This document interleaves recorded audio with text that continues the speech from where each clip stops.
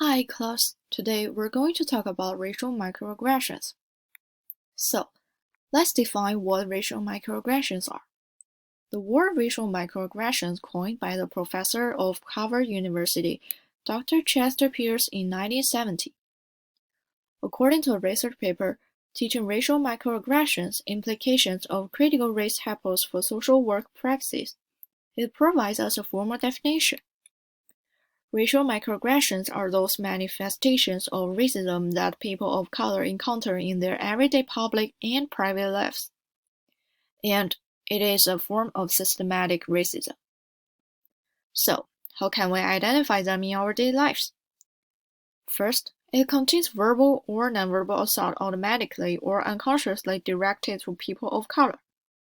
Secondly, it is based on a person of color's race, gender, class, sexuality, language, immigration status, phenotype, accent, or surname.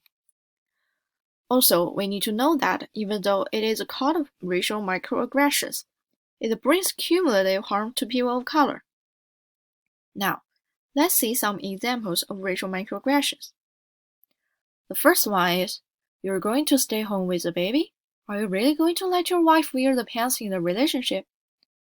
This is a racial microaggression based on the gender. Secondly, do you know where I can buy marijuana? This is a racial microaggression based on the phenotype.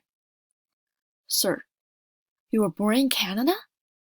This is a racial microaggression based on the immigration status.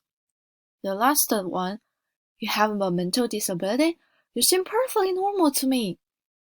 This is a racial microaggression based on the physical appearance.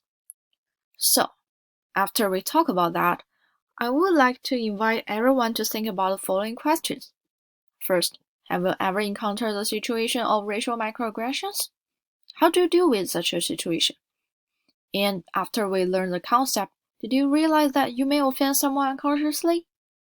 And what should people do to avoid such a situation?